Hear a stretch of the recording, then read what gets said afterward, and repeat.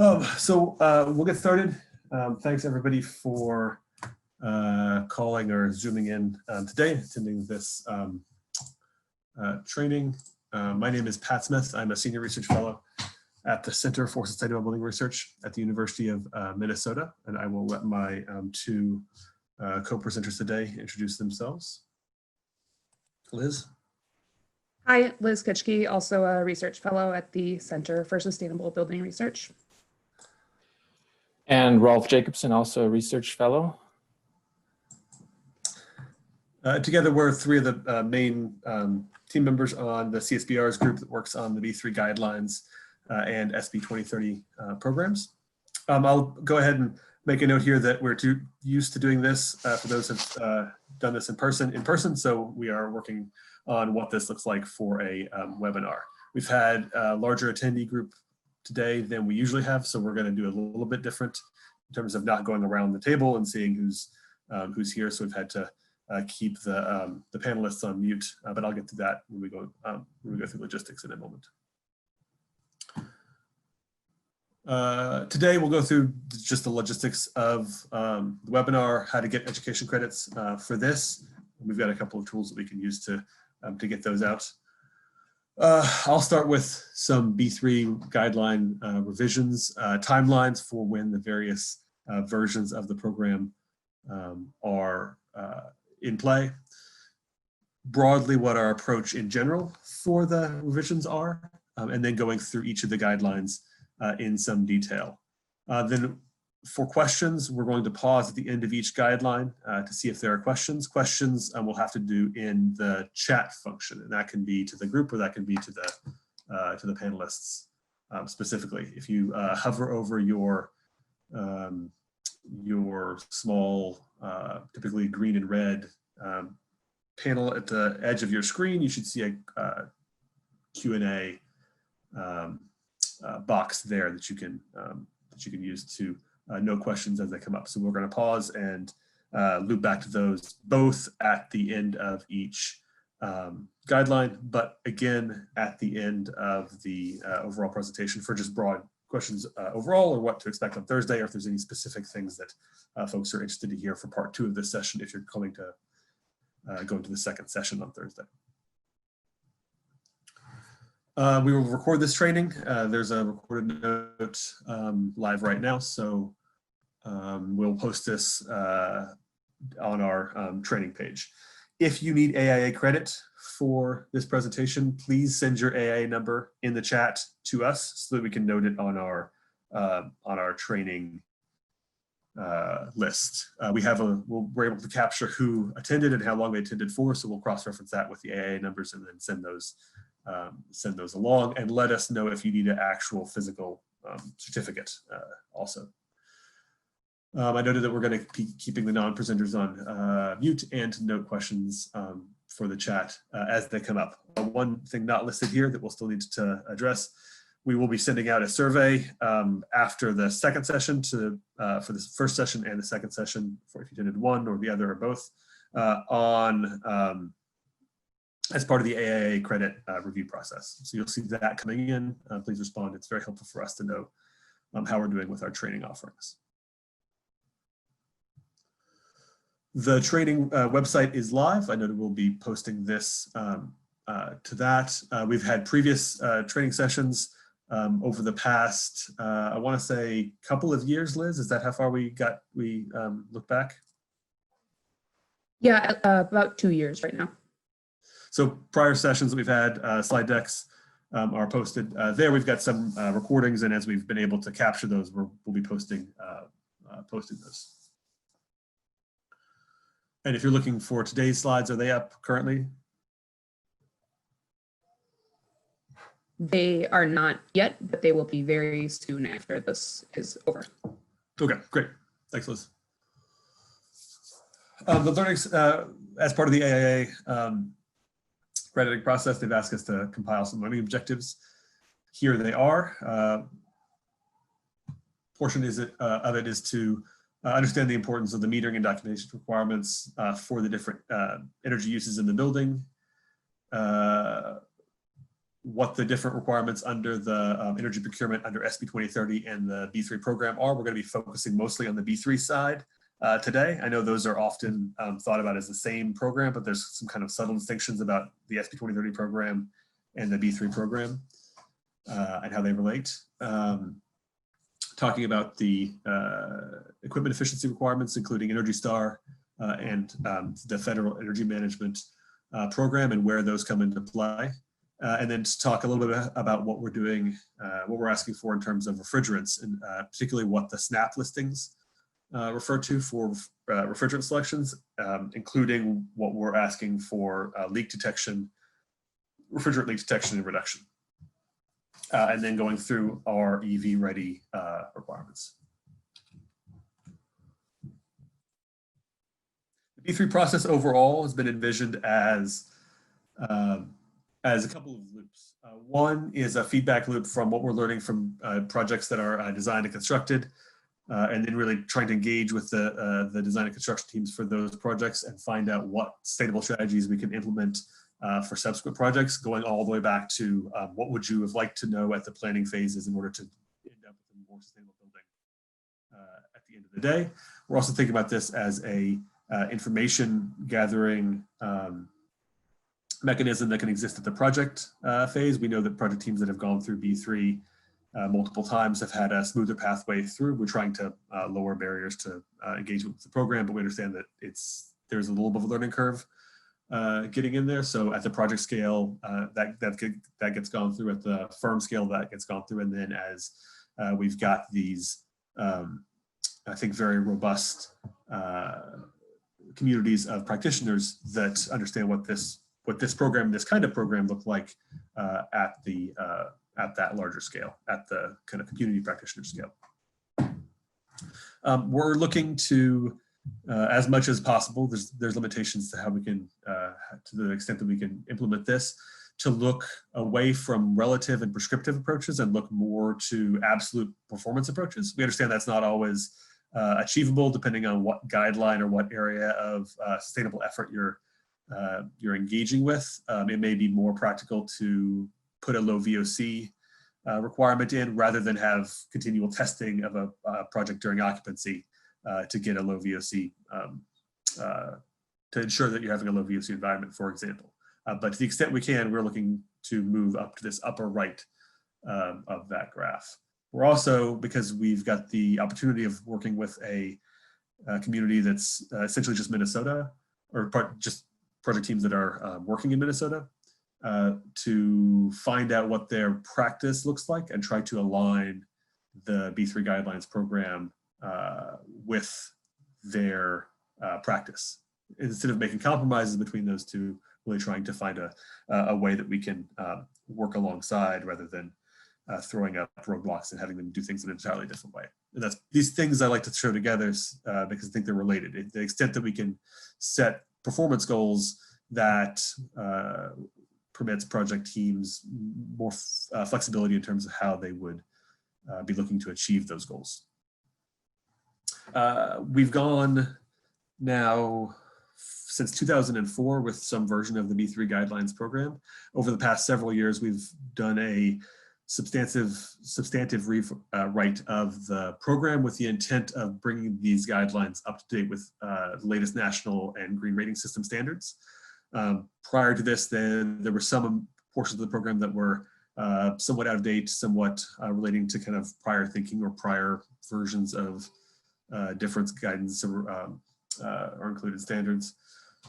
We're looking to engage the green building community in Minnesota to find out what streamlines with their approaches.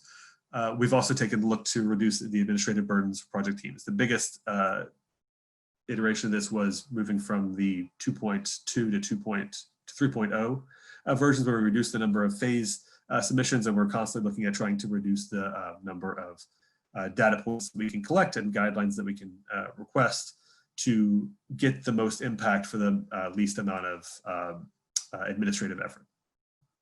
And then we're overarching all of these goals. This is the kind of how we do it, but what we're trying to do is to improve the sustainable performance of these projects in the future. So to really achieve a higher level of sustainability from the projects that fall under our program. and understanding that there's a large range of projects that fall under the program. The timeline of guideline revisions. So from 2004 on, we had versions 1.1, 2.0, 2.1. If anybody worked on the old versions, those initial ones relied on a spreadsheet being passed around between different design teams to track the different checkoffs that we were asking for. That got replaced by the tracking tool in 2010 with version 2.1. Version 2.2 was 2013. The biggest update there was adding bird safety as a guideline per the request of the legislature. Version 3.0 was this redo of the submission points, moving from, I think, 8 design and construction to 4, and trying to winnow the number of actual things that we're asking for down. And some performance management updates as part of that. Version 3.1 was for those projects starting pre-design in 2019, or basically 2019. And that included a substantive rewrite to the indoor environment and site and water sections. I'll make a note here. I'll make that note in a second because I have it on this slide.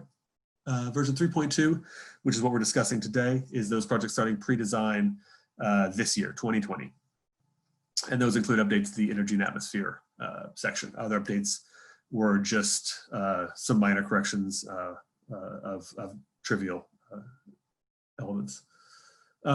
Upcoming in the update schedule, we're not planning on doing another large guideline rewrite in the next few years, but we will be pushing out updates related to small buildings, small sites, and a resilience overlay. We understand that there are some elements in the program that are more burdensome for those smaller projects coming through, and we're working quickly to try to address those by providing a larger set of basically triggers within each guideline relating to project size. So doing some waiving or sliding back to a prescriptive baseline for those smaller projects, and then looking subsequently to do that same kind of effort for smaller sites, because we're looking at these things as separate, right? There's some projects that have huge sites and small buildings, some things that have larger buildings and smaller sites, and there's different opportunities that that we need to be cognizant of.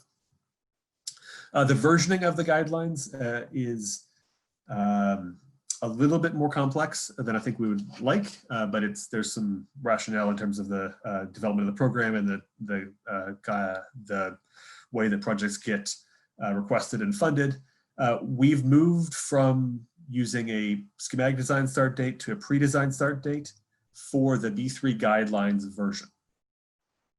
So we had a schematic design start date was used to find out what version you were using up through and including version 3.0.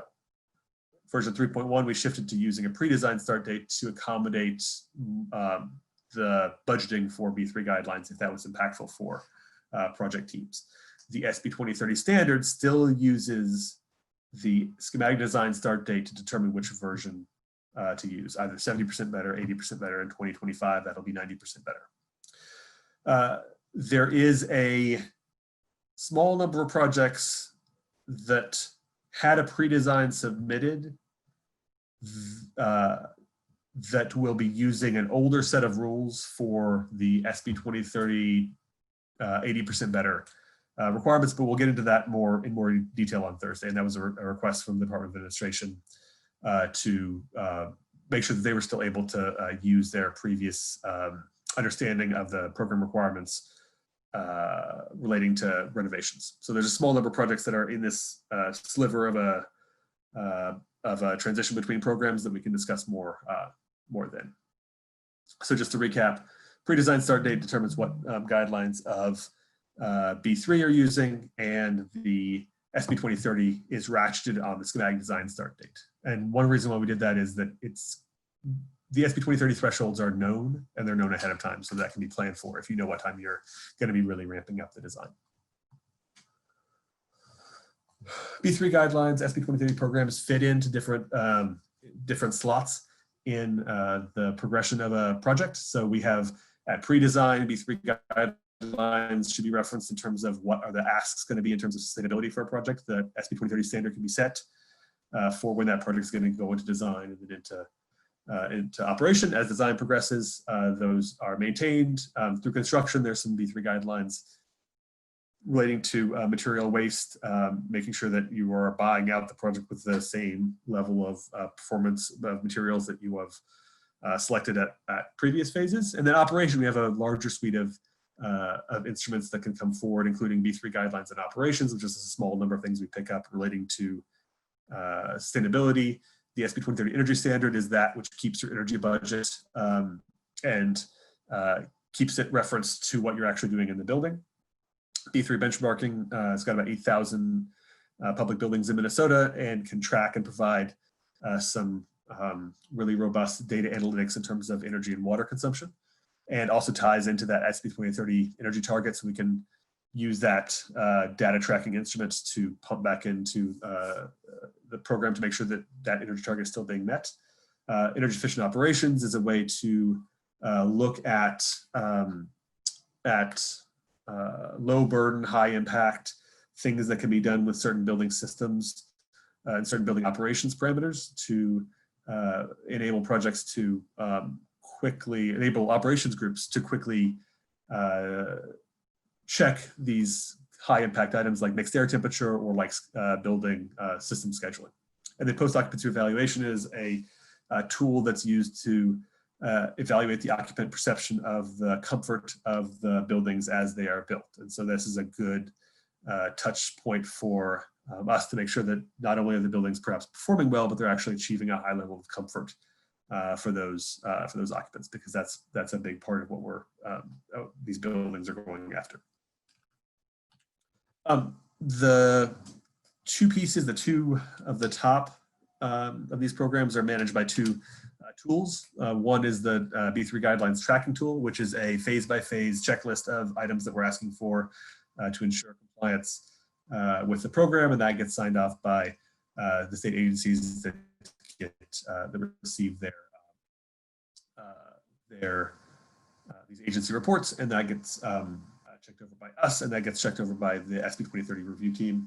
The SB 2030 energy standard tool is the piece of software that sets your energy target, which is your energy budget for the SB 2030 program.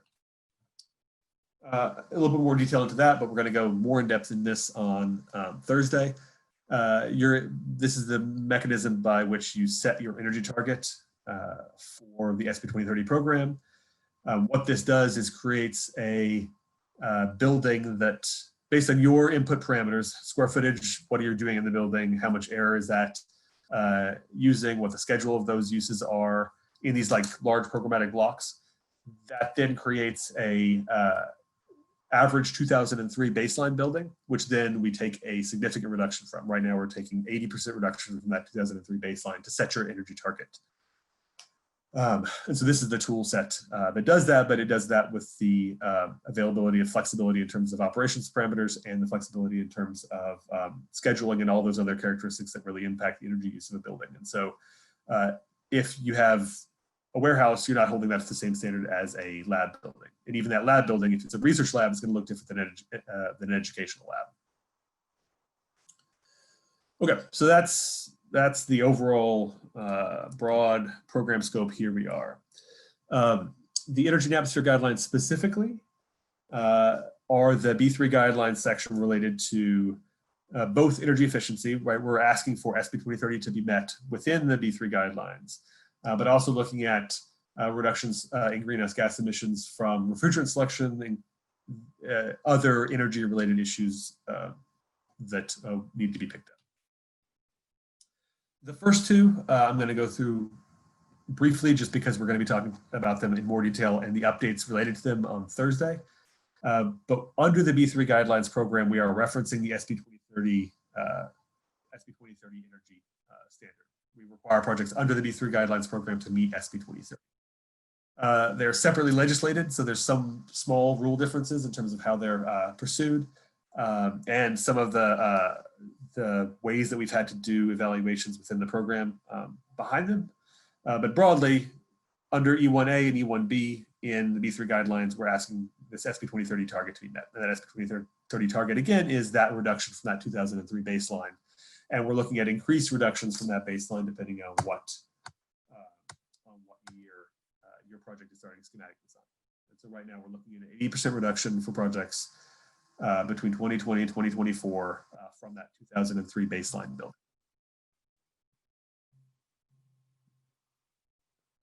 I've been through this slide. We're, as part of moving to this 80% reduction from 70% reduction, we've implemented several program updates, and we'll go through those again more on Thursday, but I'll highlight them here. Moving from just an energy standard as a proxy for energy and carbon to both an energy and a carbon standard. Our read of the legislation and our read of the current status of the utility consumption variation in Minnesota currently indicates that we need to move to to both an energy and a carbon standard. And I apologize, I may be cutting out a bit. I'll try to slow down to ameliorate that somewhat. We're also permitting the utility-specific emissions factors.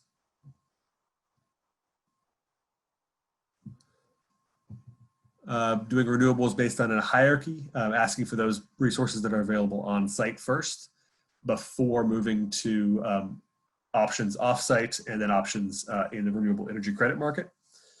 Evaluating cost effectiveness somewhat differently, moving to a 12-year rather than a 15-year, and that's for those projects 2020 on, and then holding renovations to the same standard as new construction. Okay, Liz, I'll hand it over to you for discussing metering. Great, thank you, Pat, for that.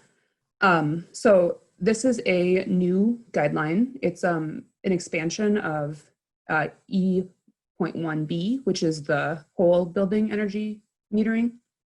So in this guideline, we are asking for some sub-metering. We're looking for 6 different loads to be separately metered and reported. The intent of this guideline is to collect data and use that data to ensure the building is operating as it was designed, potentially to reduce energy use during operation and to improve or maintain the building throughout its service life. So the 6 loads that are being independently metered moving forward are the total HVAC system, and then within that, one of the conditioning loads, either heating, cooling, or ventilation, which may be natural gas, steam, chilled water, or electricity. We're asking for interior lighting energy use and exterior lighting energy use as separate, the plug loads or receptacle circuits, and then one non-regulated load. Next slide, please. In the category of the non-regulated loads, there are several options, which include cooking equipment, compressed air, other specialized equipment, non-refrigeration related process loads. And then if there are none of those loads existing in the project, we would like one of the other regulated loads monitored to get that total back up to 6 metered loads. And process loads are loads that are often excluded from SB 2030 energy standards, but we would still like to have the data collected on those loads. Is that correct, Pat? Yep, so I'll note that if you're excluding a process load from SB 2030, those would have to be metered in some manner to make sure that you're able to still hit your target. If you're excluding, let's say, a train paint bake booth, which we've had come up in the past. Thank you. And then the regulated loads that would qualify for that last one are listed there too, and they're the kind of standard energy loads you would see in a building. We will note here that these metering requirements, which are an expansion on the previous requirements for B3, are in line with what we expect to be the Minnesota State Energy Code. We know that the building codes were just updated as of March 31st, and unfortunately haven't had access to the exact code language, but we expect that it will be at least ASHRAE 90.1 2013, which does include those metering requirements. So as go ahead. Oh, and we'll update our guideline guidance with how that relates to these as the final book gets published. Yeah, exactly. Thank you. All right, and then next slide, please. So getting into the recommended guidelines, these are both recommended, E1D and E1E, and they both are extensions of the metering requirements. So for a recommended guideline, which is something we would like to see but aren't requiring, we're asking for meters that record and report information in 1 hour intervals, and can transmit that location to that information to a remote location for storage, and that the majority of the energy being used is being metered, either any individual end use that represents 10% or more, or individual uses accounting for 90% of the total load. And then the final one is to display that energy metering information to building occupants when it's appropriate and when it may be useful for continuing to reduce energy use or ensuring that operation is in line with what was designed. Next slide, please. All right. So I see a question on the Q&A forum here about EV charging loads. Pat, do you want to? Yeah, so generally EV charging loads would need to be separated from the remainder of the building. Otherwise, you're making it a lot more difficult to hit your energy target because you're basically confounding the building loads with the energy loads. That being said, the EV loads are also excluded from basically going against you in terms of hitting your energy requirements. The building load is a building load. It's not a transportation load. So we're staying within our kind of sector lane in terms of asking for building energy reduction, in part because we're asking for these measures to increase the ability for EVs to be brought online. And so we don't want those two things to be in conflict. So yes, sub-meter them out. That's often done for by your charge point or whatever your charging infrastructure system is. We'll often give you that, and particularly the utilities I think are interested in having an understanding about what that load looks like separate from building loads. There's another question on per unit type metering for multifamily housing. One thing that's gotten better, but not great in the last few years for multifamily housing sub-metering is the opinion of the utilities in terms of privacy concerns. One huge benefit that we've gotten in the last few years has been the work by Excel, particularly in CenterPoint, on moving to whole building aggregated energy consumption data being available, so that both in concert with municipalities and their benchmarking and disclosure ordinances can be supportive, but also we just get a better idea as building researchers around how much energy are these buildings being used. So I think that's something that we're open to pushing on, although understanding that in the meter data universe, there is some constraints with the way that data would get reported. Would you have to get sign-offs from every unit, for example? Maybe that may be a barrier. So yes, we've considered it. It's very good data to have. You can actually do really interesting things for multifamily metering, such as looking at different impacts of where a single unit is in terms of the floor of the building. If you've got a leaky building, for example, your winter load for a low floor unit in a multifamily building is heating the units above it. So yeah, love to have that data, but we're not pushing on it as much in the guidelines program. I'd say particularly as B3 guidelines don't impact that many multifamily housing projects. We had another question on the chat here. Could you explain which projects are required to comply with B3 and which are required to comply with SB 2030, please? Thank you. Okay. Yeah, so are you seeing different questions than I am? Oh, that's the chat you're looking at, I think. Yes, so B3 guidelines are required for state general obligation bond funded projects.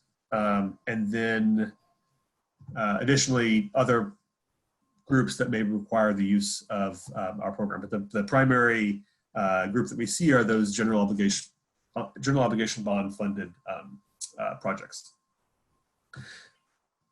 Those, because SB 2030 is required under B3, are also required to meet the SB 2030 program.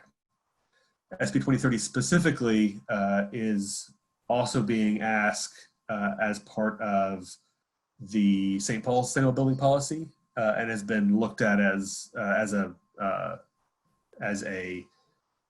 program that other municipalities are looking at asking the projects that they fund to meet. So there's a broader set of guidelines, broader set of projects that are asked to meet SB 2030 than B3. There are some projects previous to the implementation of SB 2030 that met an earlier energy standard, but at this point that's 10 years ago, so that's not worth going into.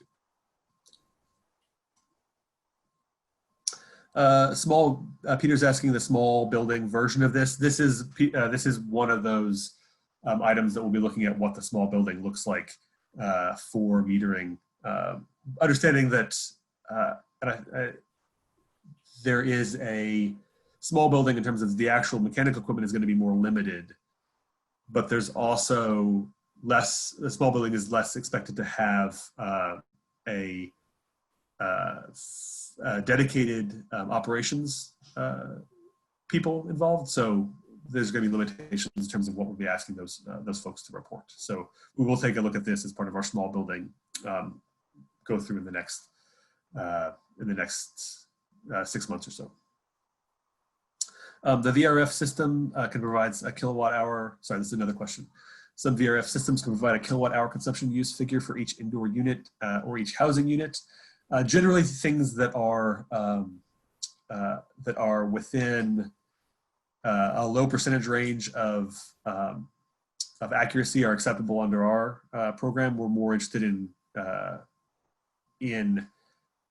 ability to trend and the ability to understand just broadly how to break down your energy use of a building more than we are in getting a utility grade level of accuracy. So generally that's acceptable.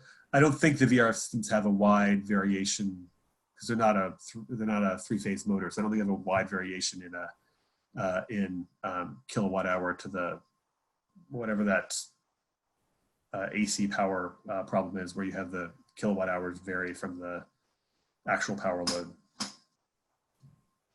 So yeah, that's if there's things that come out of essentially BAS systems for buildings that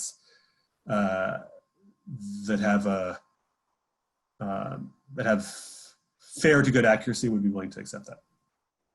I don't know what the code opinion about that looks like though.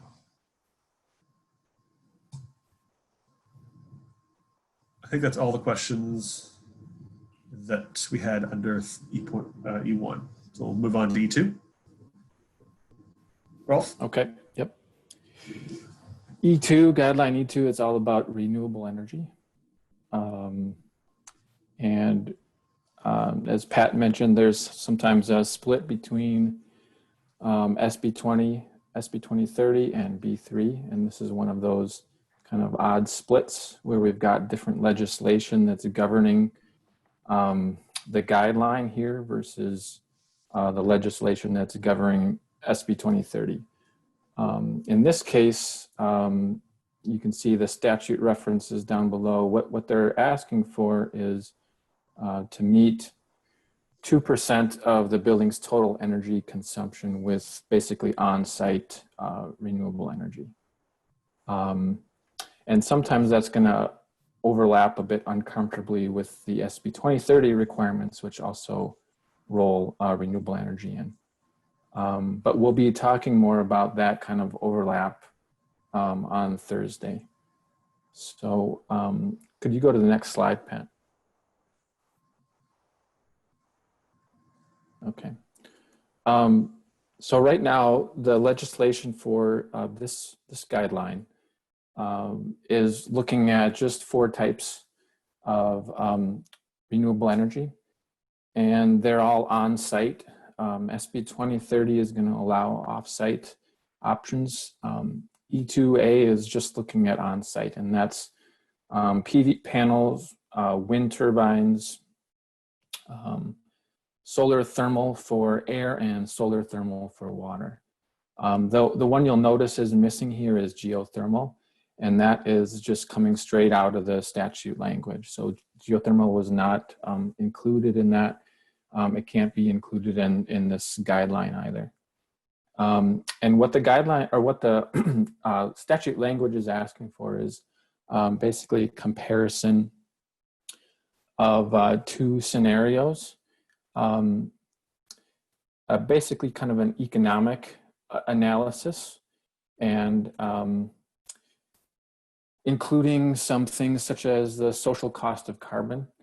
And if the economic analysis shows that the renewable energy option is cheaper than electricity delivered from the grid or other kind of utility provided power, then this requirement is triggered, and the 2% has to be met. In the past, we had design teams that were doing this kind of financial analysis on their own. We didn't have any specific methodology set up for people to follow. And we went back and looked at many of the submissions, of course, and there was a lot of variability in those, and not much that was replicable from one team to the next. So we decided to kind of make that, develop that methodology a bit, make it more consistent and reproducible. So we developed something called the LCOE tool, and that stands for levelized cost of energy. And this is an existing methodology that we did not develop. The levelized cost methodology, that was a methodology that we adopted. It was specifically developed for this kind of analysis because you have renewable energy, which is high on the upfront cost side, but of course the fuel is free, and then you're trying to compare that with utility energy, where there's often zero upfront cost, there's near zero upfront cost, but then the fuel price, you know, that the fuel cost goes out. So this tool, or this methodology, I should say, was developed to try and make this comparison possible. And what it does is look out over the lifespan of the equipment. So it's the levelized cost of energy over, maybe it's 20 years or 25 years, whatever the renewable energy equipment that you're installing is set to provide. And right now there are two options, or two versions of this tool. The first version being used primarily in the pre-design phase when project teams don't have much information at their disposal. It has a lot of default values built into it, and it's set up honestly to kind of push people, project teams, in the direction of kind of assuming that renewable energy is going to be required. We'd like to get project teams ready for that, of course, because as we all know, the renewable energy costs, especially PV, have been dropping so quickly the last few years. Project teams are finding this credit to, it wasn't used very much in the past, but it's coming online more and more now. So the pre-design tool is designed to kind of move people in that direction. The design version opens up, it has a bit more flexibility. People can input their own values in place of the default values. Pat, do you want to flip to the next slide? It's a view of what it looks like. It's quite a simple tool, actually. It's just an Excel page with a few inputs. And this is actually the design phase version. So those yellow inputs are where the project team is inputting some values they know. The blue cells are the calculated cells. And then at the bottom, what it's doing is kind of giving a thumbs up or a thumbs down. So there's a green box at the bottom that says yes. Based on the inputs and the default values, this option for renewable energy looks feasible economically. So you get a little green checkbox, and then if you were in the pre-design phase, the next step would be to advance to the design tool, where you could start inputting more data about go out to a solar contractor, for example, and get a bid on that system and input that data into the tool and get a more refined calculation done. And if at that point the calculation still shows up green, then you would proceed to the next level, which is actually planning for and installing the solar or the renewable energy system. If that box comes up red at that point, then you're basically done. As far as this guideline is concerned, if the calculator says it's not economically feasible at the design phase version of the calculator, then you don't need to pursue that 2% requirement anymore. Okay, next slide, please, Pat. There are there's some additional new requirements in E2, one of them being a requirement for renewable energy ready, either rooftops or sites. And there is definite priority towards the rooftop, the renewable energy ready roof. Those solar ready roof requirements are listed here. Obviously it begins with, good planning, massing of the building and siting to optimize solar availability. If you want to go to the next slide, Pat. The particular requirements are that the space on the roof to be considered solar ready, the space on the roof has to have that solar access to the south. It's got to be free of the obstructions. The rooftops need to be designed structurally to accommodate the panels or whatever the system that's being installed. And also the increased foot traffic. So that roofing product itself needs to be rated to hold up under that. There needs to be an internal chase with rated conduit that can handle the eventual installation of the wiring and so forth that's going to connect the solar panels. And then next slide, please. And then there has to obviously be space within the building that's easily accessible. It's set up for or designated for installation of probably inverters, perhaps batteries, disconnects, and those types of things. Kind of wrapping all those together is this what we've termed a solar ready roof plan. And that has to document how this whole system is intended to be put together, where the space is dedicated on the rooftop, what the structural capacity of the roof is, all the important information that a future team would need to put this solar system in place. Okay, next slide. So there are a number of conditions under which the solar ready rooftop could be swapped for a solar ready site. And you see them listed here. One of them being, of course, if the roof area is shaded or substantially shaded. In that case, we can look to somewhere on the site that might have better solar access. It could also be that the building or the project site is in a historic district, so solar panels might be, they might not be allowed on the building rooftop. And the third case is kind of the tricky one, but we've run across this scenario. The project funding, the bond funding may come with restrictions that say no part of the building can be used to generate profit. And if the project team is looking at a solar lease option, then that would involve a third-party company coming in and building the panels or the solar system and then generating some profit off of that. And that might violate the terms of the bond funding. So if they are interested in a solar lease option and their building is restricted from pursuing that because of the bond funding, then they are allowed to pursue renewable energy ready site instead, where hopefully the solar lease might be available. Okay, next slide. So a renewable energy ready site, has another set of requirements built around it, just like the solar ready roof. It has to have a designated area on the site that stays clear of the setbacks.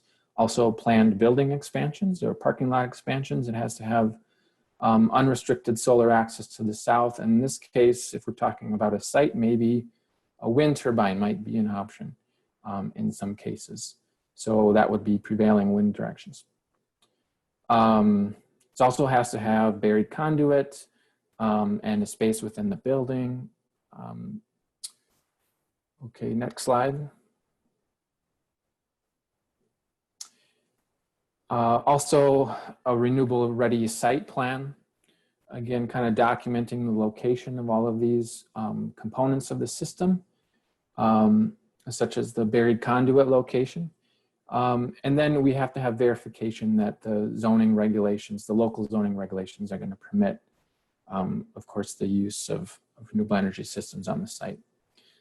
There are some situations where neither a rooftop or a site would be conducive to renewable energy development. So if you feel like that is your case, then you're welcome to contact us at the email address shown there, and we can discuss what to do next. Next slide. Okay, so then we have an array of recommended guidelines for E2 as well.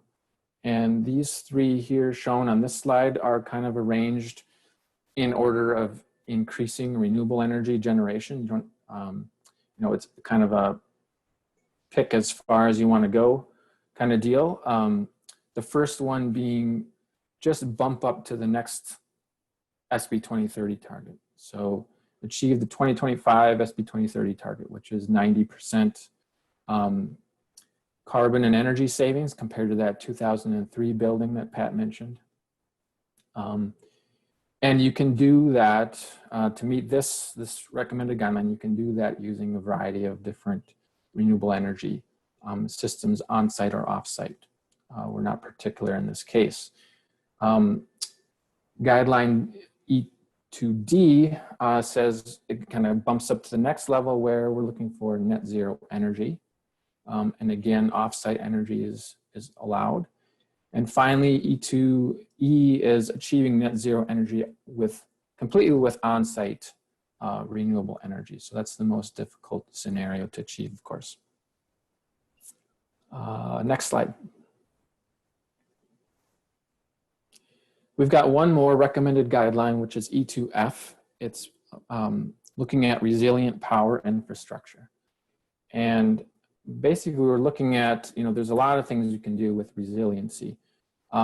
This one is specifically relating to renewable energy by kind of one of three options. Number one, installing a system with battery storage and a disconnect from the utilities power grid so the building can be used powered independently, completely disconnected and powered independently. And in that case, we're looking for a battery storage system that can supply enough power to meet the building's critical loads for a period of 3 days. That would be the terms of this guideline. Option number two would be to replace that battery storage with a generator, some type of clean fuel burning generator. It might be dual fuel, cannot be plain old diesel or fuel oil generator. And fuel storage locations. And then option three would be simply to provide kind of an electrical connection point where a portable generator might be hooked in and then the building disconnected and powered with that portable generator. So I think there we're looking at a kind of a smaller building or campus. One more thing to note is that for this guideline, if the building is located in the 500-year floodplain, those pieces of infrastructure and equipment need to be placed above the level of the floodplain so that they're not shorted out, obviously, by the flood. that being a key consideration in the resilience or the design of the resilience aspects of the building. I think that's the last part of the guideline. Are there questions? Let's see, I haven't been looking yet. We have some that have come in. Can we bypass the cost analysis tool of committing to greater than 2% renewable contribution at the project outset? Yes, I think the tool has been set up to require the evaluation first, and then the sign off once the evaluation has been done. But it's in our court to essentially flip that, to say, are you doing 2%? And then if so, then proceed. If not, then you'd have to prove out that that you're going through this process and it's not cost effective. And so yes, that's the intent, is that commitment is a pass through. We just need to make sure that we have that accommodated in our tool set. There was a question about, are there example plans for the solar ready roof? I believe we've got some from other work. I don't think we haven't had any come in from this version of the guidelines because they're so new. I know there's some guidance, old guidance from Commerce about what solar ready planning looked like, but that's at this point fairly dated. So we can loop back and see if there's better, more up-to-date versions of either a template for that or a example plan for that. We do have some resources available on the guideline pages, both from the Energy Trust of Oregon and from the National Renewable Energy Laboratory. It's a good point. Thanks, Liz. Does the LCOA tool account for incentives or rebates given for utilizing renewable energy, Rolf? Yeah, so the pre-designed version does not currently include that.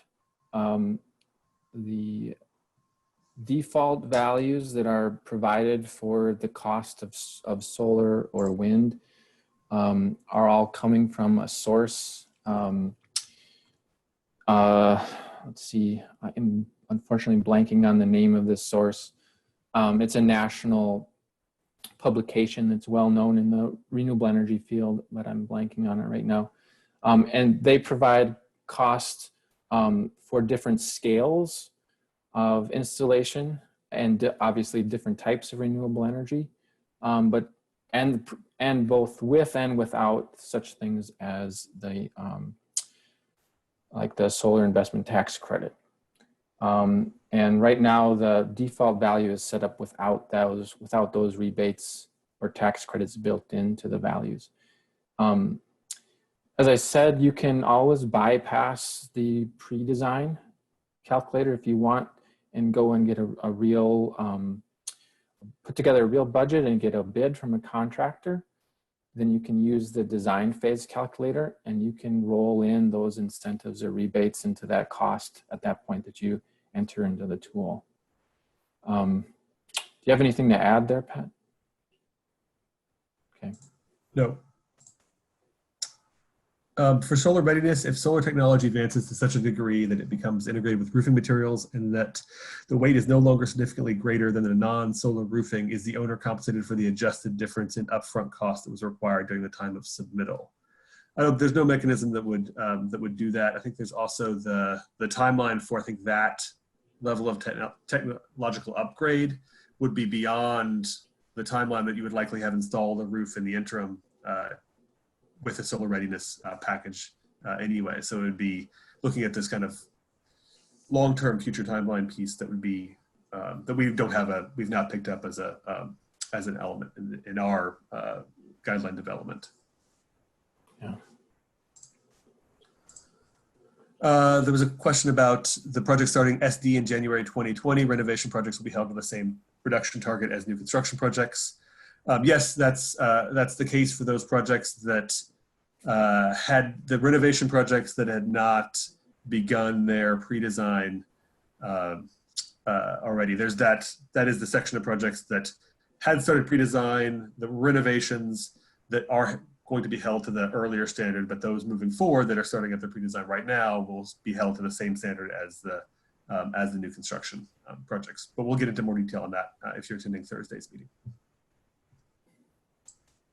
So that's the one that there's a little bit of a not gray area because we know what we're doing with the projects that are coming through, but there's a little bit of a slower ratchet for those projects just to not change the understanding of those projects that have already budgeted for their pre-design. If a project is exceeding the 2% requirement, say looking to provide 100%, can the PV array be on the ground? I don't think we've considered that. So there's the part of this is that we're working within the actual language of the legislation that underpins the 2% requirement. There might be a situation where that 2% doesn't pencil out at the size that would have to be, but the design team could move to doing a larger, more cost-effective array on the ground, but may have to check that off to begin with. I don't know what that looks like specifically. Yeah. All right, we've got 3 more guidelines to go, so I'm going to keep us moving.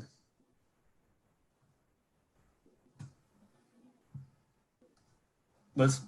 Yep. All right. So guideline E3 has to do with efficient equipment and appliances, so things inside the building. This is an expanded guideline. It existed in some form before, so we're just taking it a bit further now. Next slide, please. So this is the part that what is the same as before. All equipment and appliances provided as part of the project that are part of Energy Star shall be Energy Star certified. Next slide, please. And those categories for Energy Star include appliances, commercial food service equipment, data center equipment, electronics, heating and cooling equipment, lighting and office equipment, a variety of specific types of equipment, including EV chargers, which we mentioned before and will mention again, and water heaters. Next slide, please.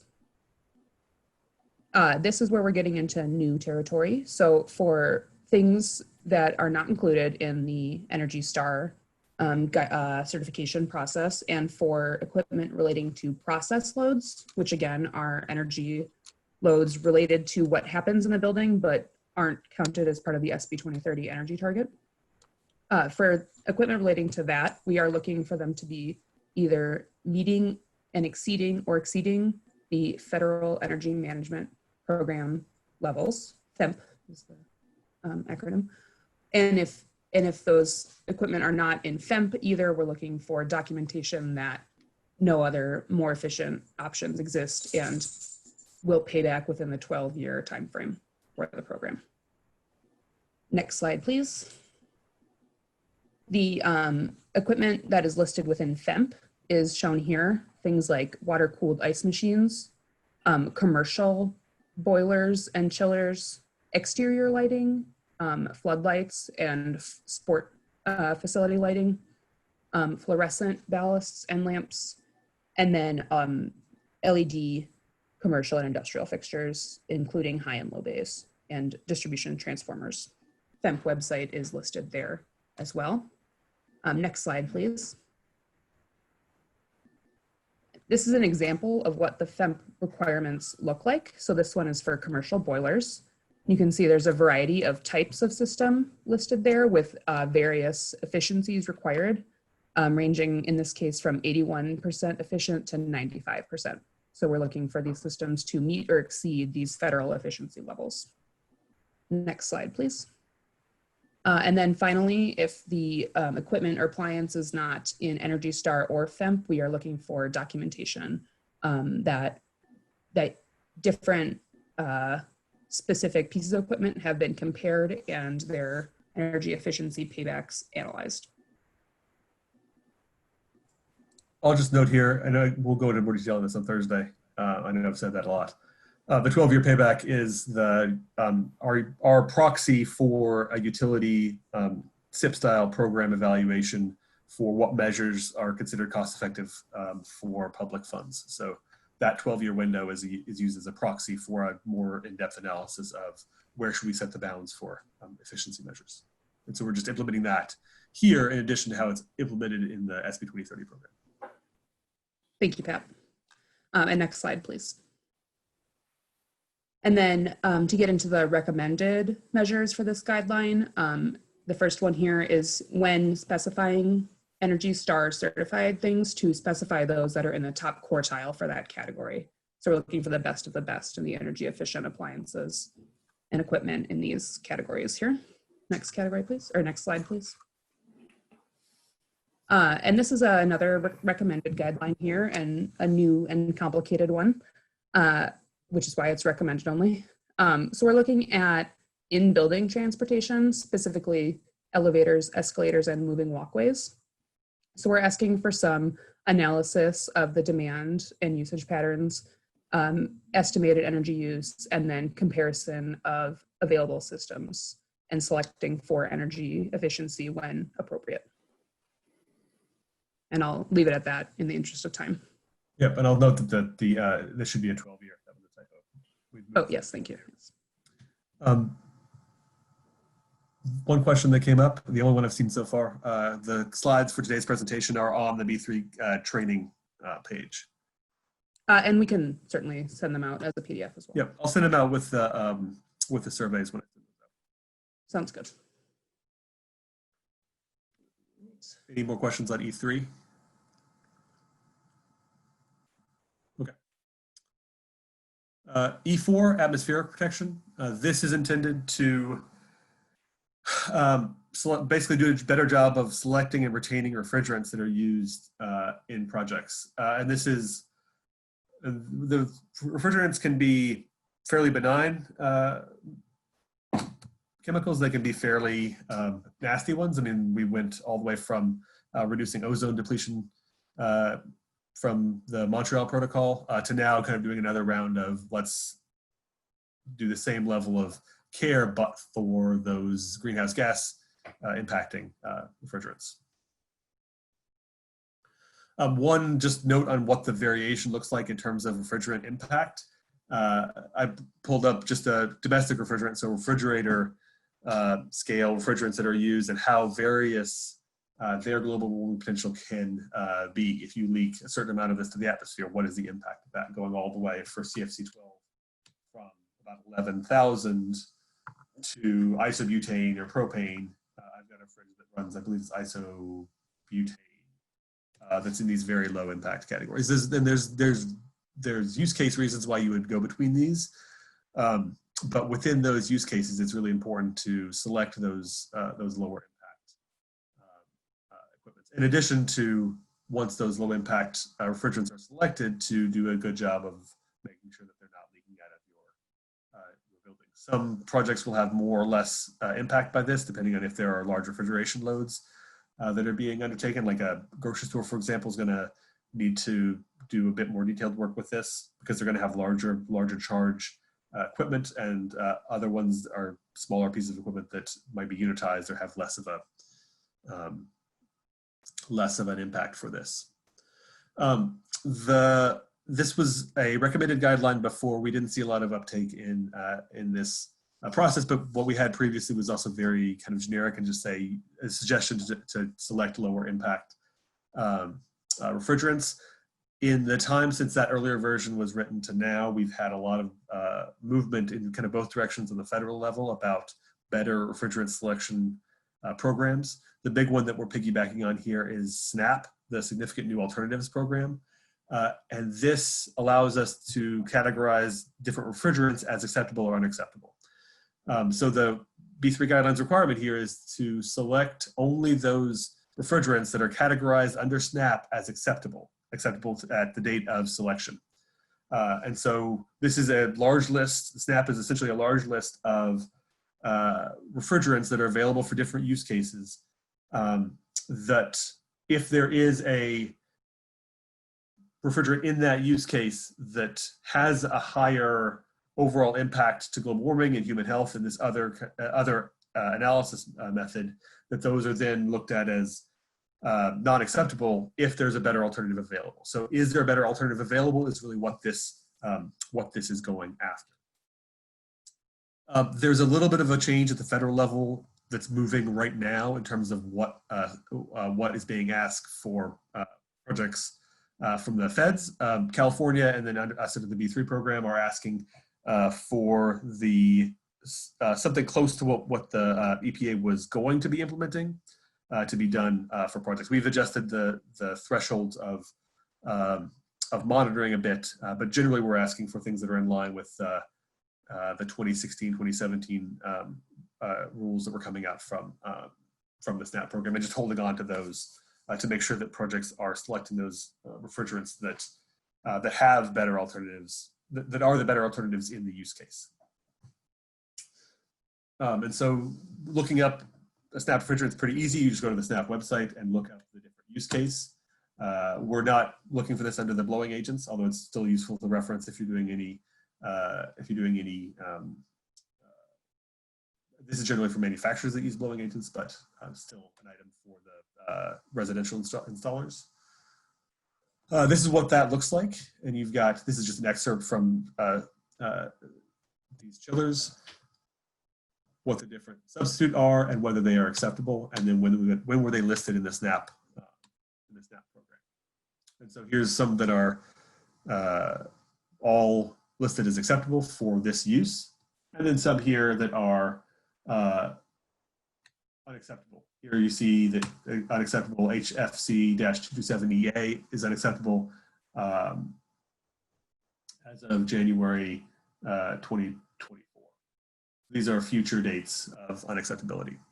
And I'll get back to where we're referencing that as a recommended guideline. Some of these will list as unacceptable currently, and that's the ones we're really trying to avoid. So they're looking to have these as phase-outable. But I'm guessing if there's, this may be an item that goes back and forth at the federal level if there was a different opinion about refrigerant selection requirements. Limiting refrigeration leaks. So this is the second piece of that effort, where you're looking to select refrigerants that have a lower overall impact, human health, global warming, et cetera, and also to make sure that you are not venting those into the atmosphere. So equipment containing 2,000 pounds or more of refrigerant with that high global warming potential must include an automatic leak detection device. So this would not be needed if you were using CO2 or another really low impact refrigerant. Basically, it's kind of a one or the other. If you're using one of these high impact refrigerants, you've got to make sure that you're actually keeping it on your site. And then for more than 50 pounds of refrigerant, having a quarterly leak detection or using an automatic leak detection device on those equipment containing more than 50 pounds of refrigerant. And then for those pieces of equipment that are more than 50 pounds, they need to be repaired or retired within 30 days of that leak detection that might happen quarterly, or refrigerant recharge for, there's certain thresholds of a percentage that are listed in this EPA document section 608 of the Clean Air Act. And then between 5 and 50 pounds of refrigerant, we're asking for the record keeping requirements are met per section 608. For leakage rates of 10% or higher, you must pursue leak reduction measures to minimize future leaks. One question here that we have that we need to figure out what our program's response is if the EPA is no longer looking to accept the reporting requirements they initially had asked for, we may be building a location to submit that, or just an asked methodology to say, if you have these, if you are seeing these leak rates, you don't have to report to the EPA because the EPA doesn't necessarily want to accept those anymore for certain classes of refrigerant. What should your internal tracking processes be? And again, this is the effort to say, what can we do quickly, but that keeps these high impact, environmentally damaging materials from venting and causing non-trivial amounts of impact. E4C and E4D. E4C is excluding future unacceptable. So we looked at a couple of those that looked at 2024 as being the phase out date. The ask here would be to stretch and say, okay, we're going to not only look at the unacceptable refrigerants now, but we're also going to look at those that are listed as unacceptable in the future. So if there is a better class of refrigerant, to go ahead and implement that right now. Green Shield certification is an EPA program for refrigerated food retailing. I just put this in here. We just put this in here to flag that there are programs out there that are industry specific, and this is one that's that has different levels of thresholds of performance and specifically for refrigerated retail, because it's such a high such a big user of refrigerants. Any questions on E4?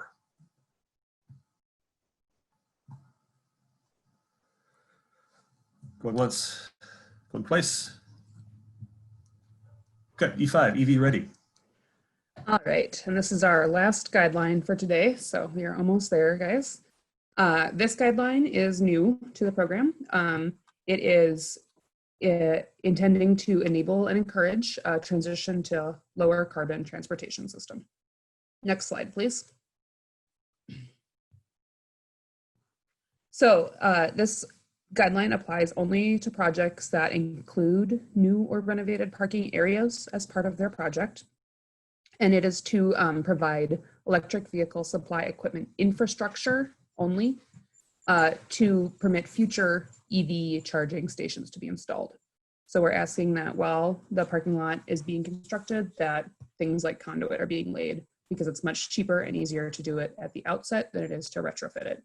So looking ahead to a more electrified transportation industry, we want our buildings to be future-proof and to support that goal. So the requirements vary based on how many parking spaces are being provided for the project. For 5 or fewer, infrastructure must be provided for at least one space. If a project has between 5 and 50 long-term parking spaces, the infrastructure must be provided for at least 20% of those spaces. And then for more than 50 parking spots, we would like to see 10 spaces plus additional spaces equaling 10% of the number of spaces above 50. And we have examples of these calculations online, so don't worry about trying to remember that. And for the purposes of this guideline, long-term parking is where we would expect users to stay for 4 or more hours, and short-term parking is where users are expected to stay for fewer than 4 hours. And that relates more to the length of stay than the charging infrastructure. There's some kind of similar language between long-term and short-term charging stations. So we're speaking specifically about the number of spaces being counted here. So next slide, please. And to further clarify what the infrastructure includes, dedicated space for future electrical distribution on the panel to support the charging infrastructure and equipment, and then also raceway or equivalent distribution capacity of at least 1 inch diameter out to each future EVSE parking space. And we think that these spaces should be given some consideration to accessible parking. We don't have specific requirements around that. It is just a consideration in the guideline. All right, next slide, please. And then for the recommended measures in this guideline, we are, there are a couple options to increase the amount of infrastructure and to actually install the charging equipment. So the first recommended expansion is to simply run the infrastructure to all parking spaces in the project area. The second is to install the actual charging equipment, like the ones seen on screen here, in at least 10 of the spaces, 10% of the spaces, excuse me, at least level 2 charging, which Pat can get into more detail on if you have questions about that. And then the third recommended guideline is to also install renewable energy capacity sufficient to power the EVSE equipment. So that is expanding planned renewable systems or installing or enlarging systems on campus or on site. Next slide, please. I think that might be it. Yeah. Questions on the EV ready requirements? Before we hop into that, I think one thing we skipped over, did we talk about the DC fast charging as an option to offset offset multiple level 2 charging? No, I did not. Thank you. Can you? Yeah. Sure. We wanted to provide, this is built around basically workforce charging ability, so that small number of spots to be able to charge while people are there for a long period of time, but that could be offset in terms of the counting here if you implement fully installed fast charging infrastructure, charging points can be used in the place of 5 of these long-term infrastructure spaces. So there's a trade-off if you're implementing shorter-term options for folks to do that quick charging. That should not be, we're thinking that should not be installed in long-term parking spaces if the idea is that it's being turned over and the best use of that resource is in an area that that people can stop, charge up, and then somebody else can get in there and charge as well. All right, back to questions.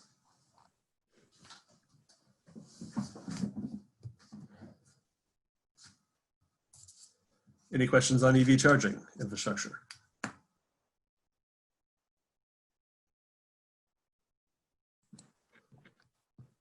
I'll leave it open for general questions about today or anything that folks are, I know there's been a couple things that have popped up that we'll certainly get to on the part 2 of this on Thursday, but if there's any other questions that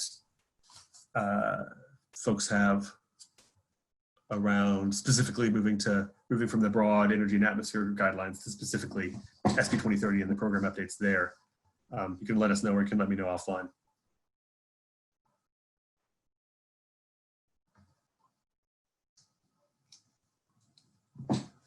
I have the questions open, but not the chat. Is there anything coming up in the chat?